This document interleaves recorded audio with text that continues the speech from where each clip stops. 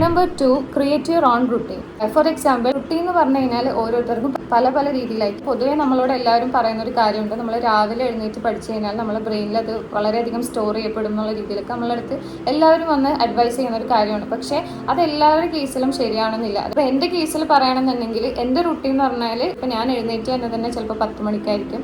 എന്നിട്ട് ഞാൻ കുറച്ച് നേരം ഇരുന്ന് പഠിച്ച് പിന്നെ ഉച്ചക്ക് ഫുഡ് കഴിച്ച ശേഷം കിടന്നുറങ്ങി ആ ഒരു എന്താ പറയുക എക്സോസ്റ്റഡ് ആയിട്ടുള്ള ഒരു ബ്രെയിനിനൊന്ന് റിഫ്രഷ് ആക്കിയ ശേഷമാണ് ഞാൻ വീണ്ടും എഴുന്നേറ്റിരുന്ന് പഠിച്ച് പിന്നെ ചായ കുടിച്ച് വീണ്ടും ഒരു 6 മണിക്ക് ഇരുന്ന് ഇടയിൽ ഭക്ഷണം കഴിക്കും. അങ്ങനെ ഒരു 10-12 മണി വരെ ഇരുന്ന് ഒരു ഫ്രീ ടൈം ഒക്കെ എടുത്ത ശേഷമായിരിക്കും ഞാൻ കിടന്നുറങ്ങാം. സോ ഇത് നിതയുടെ കേസിലാണെങ്കിൽ എൻ്റെത് ഭയങ്കര ഡിഫറെൻ്റ്. ഞാൻ രാത്രി ഇരുന്ന് പഠിക്കുന്ന ആളാണ്. ഉച്ചയാവും എണീക്കാൻ. അത് കഴിഞ്ഞിട്ട് ഫുഡ് കഴിച്ചിട്ട് കുറച്ച് നേരമൊക്കെ ഇരിക്കും, വൈകുന്നേരം കുറച്ച് നേരം പഠിക്കും. എന്നിട്ട് രാത്രി ഡിന്നർ കഴിച്ചതിന് ശേഷം ആണ് മെയിൻ പഠിത്തം തുടങ്ങുന്നത്. ഇതൊരു സ്ട്രെച്ച്, ആ ഒരു സ്ട്രെച്ചാണ് എൻ്റെ പ്രൈം ടൈം. എനിക്ക് ഏറ്റവും കോൺസെൻട്രേഷൻ കിട്ടുന്ന ഒരു സമയം രാത്രിയാണ്. കാരണം ആരും ഉണ്ടാവില്ല, എല്ലാവരും ഉറങ്ങാണ്, സൗണ്ട് ഇല്ല.